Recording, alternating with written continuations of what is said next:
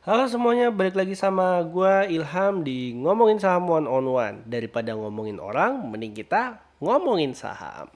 Seperti biasa di awal pekan, kami akan men-share beberapa hal atau beberapa data, diantaranya mengenai kondisi IHSG, kemudian emas, rupiah, dan juga beberapa hal lain kayak ya nyerempet-nyerempet soal obligasi ya. Kita intip-intip tipis-tipis lah gitu. Dan di awal gue bakalan bilang kalau nggak ada bocoran soal saham apapun karena pilihan saham ada di membership area. Dan teman-teman bila ingin mendapatkan pilihan saham secara harian, kalian bisa klaim langsung membershipnya di deskripsi bawah. So kita langsung aja ke bagian IHSG. Jadi ini gue pakai trading view. Happy banget, kenapa happy di awal pekan dan minggu lalu mungkin kita sedikit agak terguncang market. Kenapa? Karena memang ada berita tentang soal lagi mengenai MK ya. Dan MK juga beritanya memutuskan bahwa tetap mengikuti keputusan dari MK. Tercermin dari awal pekan ini pasar sedang bergerak secara positif. Namun gue sih pengennya ada koreksi. Kenapa ada koreksi ya? Kasarnya gini, ini sudah terlalu lama soalnya. Pasar mengalami kenaikan yang cukup signifikan. Jadi perlu ada rehat-rehat tipis lah biar sehat marketnya gitu. Dan kita misalnya bisa lihat kalau misalnya secara Fibonacci eksternal untuk targetnya ya, target saat ini memang sekarang berada di area resistennya ya. Di area resistennya di level 7.563-an. Jadi kalau misalnya di area ini masih ada potensi terjadi koreksi, jangan heran ya guys ya. Jangan terlalu heran. Kenapa? Karena memang yang tadi gue mention bahwa market sudah terlalu lama mengalami kenaikan. Dan kira-kira sektor apa sih yang memiliki potensi terjadinya kenaikan untuk pekan ini, khususnya kita bakalan browsing beberapa sektor yang ada di watchlist gua. Yang pertama ada langsung aja ada sektor consumer cyclical. Ini naik sebesar 2,43%, ini cukup tinggi sekali ya. Bukan cukup tinggi, kayaknya tertinggi deh di antara sektor-sektor lainnya. Kalian bisa perhatikan saham-saham yang ada di sektor consumer cyclicals, tapi ini bukanlah sebuah pilihan saham atau pilihan sektor yang gue bisa saranin. Kenapa? Karena ini sudah terlalu tinggi ya.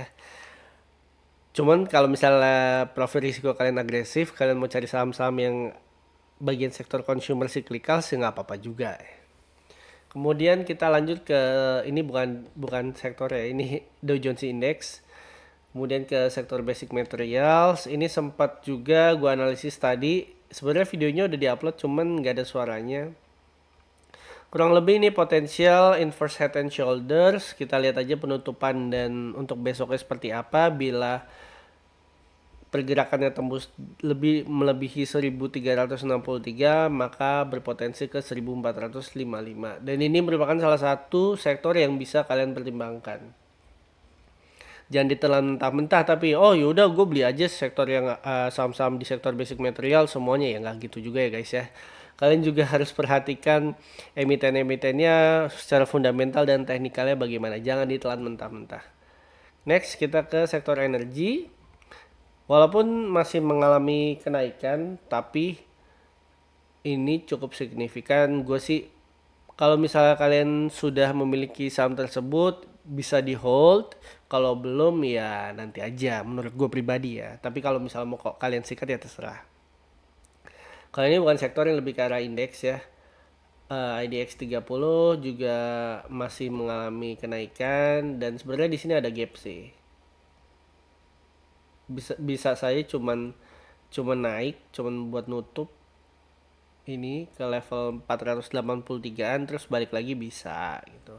Saham-saham di IDX 30 memang ada potensi masih mix ya antara hijau dan merah.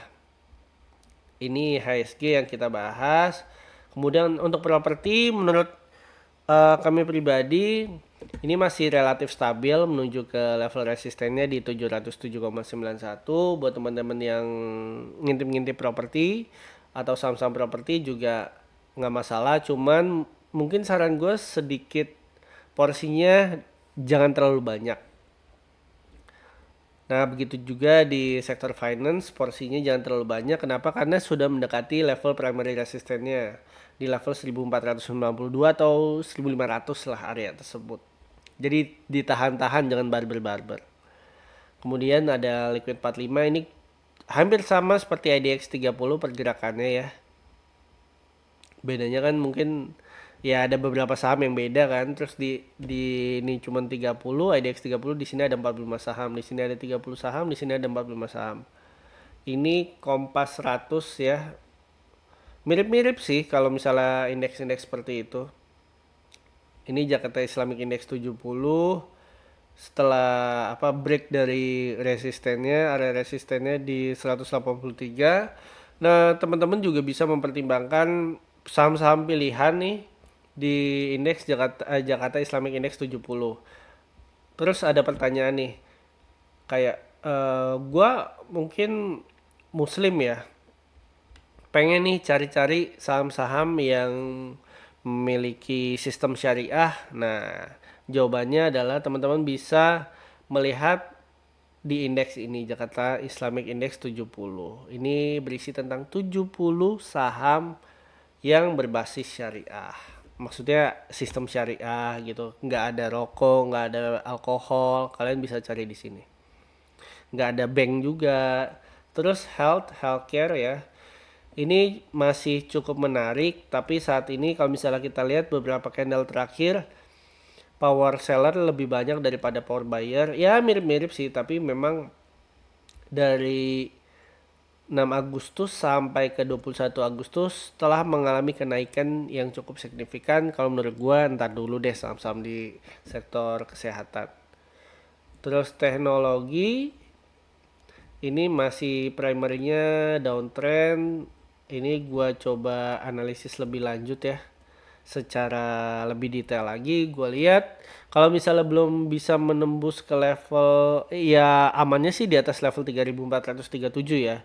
Itu masih kalau belum bisa menembus ke level itu masih ada potensi ke bawah.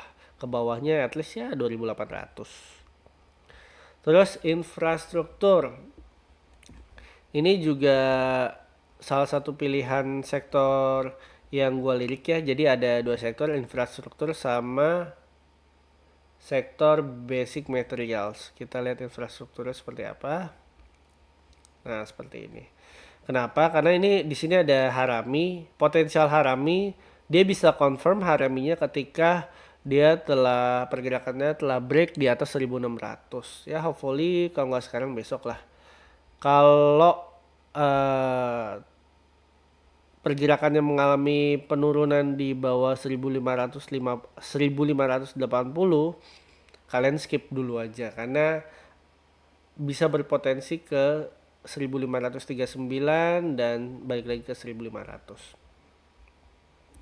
Ke industrial masih relatif berpotensi naik, tapi di sini di area resisten berpotensi naik kalau misalnya dia menembus di level 1079, tapi bila gagal ya ada potensi balik lagi ke 1000. Kalau gue pribadi gue hindari dulu industri ini. Terus transportation ini cukup menarik sih, cukup menarik. Dia sudah break dari dari diagonal resistennya nih. Kalau misalnya nih teman-teman penasaran, Kak, coba pakai moving average ya. Yaudah, gue pakai moving average yang eksponensial aja biar lebih agresif. Terus gue ganti 200. Nah, ini sebenarnya mendekati 200 ya, guys. Masih mendekati 200 tapi memiliki potensi kenaikan. Ini menariknya kalau misalnya teman-teman yang technical analysis atau chartis, kalian bisa lihat atau bisa mengetahui pattern XABC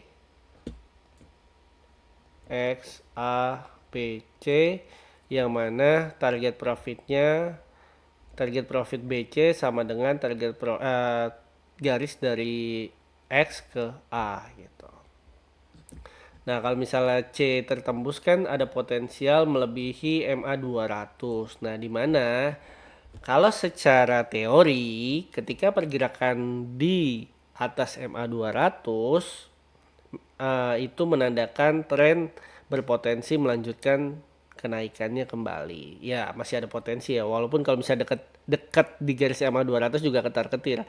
Ada potensi turun lagi, tapi kecenderungannya kalau misalnya menguat di atas MA 200 ada potensi melanjutkan ke atas dan itu bisa berpengaruh terhadap saham-saham di sektor transportasi dan juga logistik.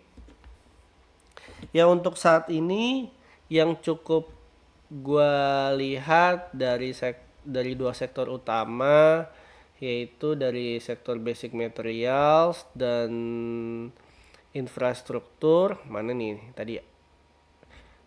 Yang ketiga bolehlah, bukan ketiga sih, lebih ke cadangan itu transportasi ini sebagai pilihan. Walaupun masih di bawah MA ya. Ini balik lagi, ini jangan ditelan mentah-mentah, kalian bisa memutuskan sendiri. Lanjut kita ke IDR. Gimana sih rupiah hari ini? Ya, rupiah hari ini, taruh MA-nya gua hapus dulu. Kak, kok ini telanjang banget sih chartnya gitu ya. Memang aliran gue nekat chart ya teman-teman, jadi ya tidak terlalu banyak indikator ya. Make it simple aja analisis, jangan pusing-pusing kebanyakan indikator. Tapi kalau misalnya kalian nyaman banyak indikator ya nggak masalah juga. Tiap style kan beda-beda. Dan untuk USD ini sudah di level 15.269 areanya di sini.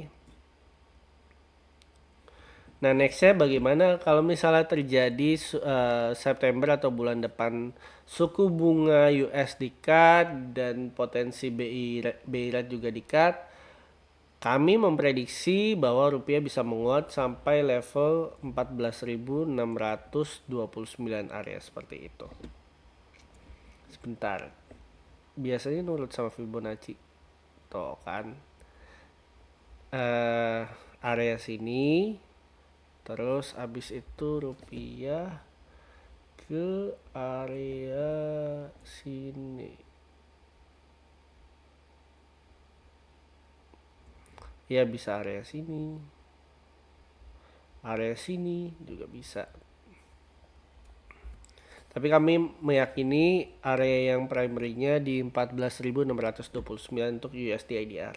Kita lanjut ke emas. Emas itu XAU, IDR, G. Emas saat ini masih di area sideways-nya. Bagi teman-teman yang mau beli emas lagi, mungkin sebagian dari kalian udah ada yang gajian ya. Itu terserah mau beli di harga sekarang atau misalnya pengen mencari harga yang optimal. Itu bisa di area ketika emas nilainya 1.186.663-an di area tersebut. Ini bebas-bebas aja sih kalau emas ya. Masih di sideways. Terserah mau beli apa mau enggak.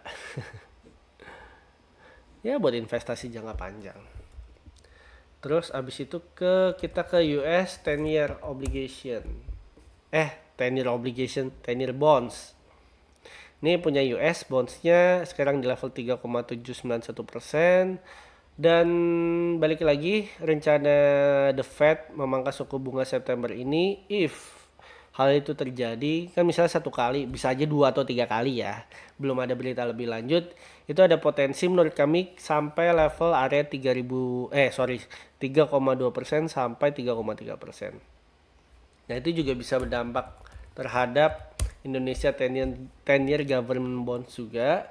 Dan kami memproyeksikan bahwa jika suku bunga terjadi dan kondisi ekonomi kita Indonesia masih kuat dan terus terjaga serta inflasi rendah, maka ada proyeksi bahwa obligasi pemerintah dengan yield 10 tahun itu berpotensi menguat ke 6,180%.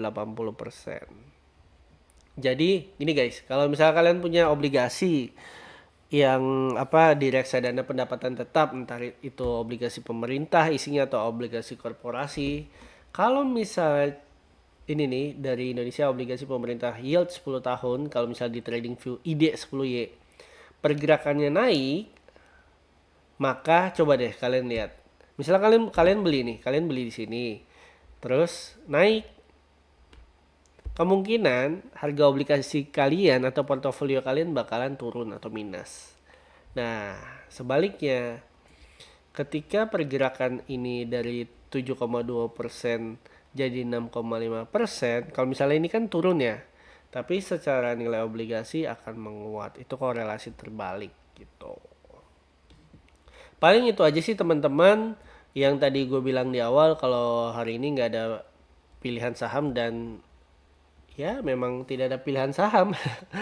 Mungkin kalau beda-beda saham bisalah nanti di next video, tapi untuk pilihan saham harian adanya di membership area dan teman-teman bisa melihat sendiri seperti apa saham-saham dan analisis yang kami lakukan. Bisa klaim di deskripsi gitu aja. Kalau misalnya ada yang pengen ditanyakan atau besok next video bahas ini kah atau materi apa gitu, kalian bisa langsung aja ya, tolong tulis di komen. Oke, gue Ilham undur diri dulu dari ngomongin saham one on one. Sampai ketemu di episode berikutnya. Semoga bermanfaat dan bye bye.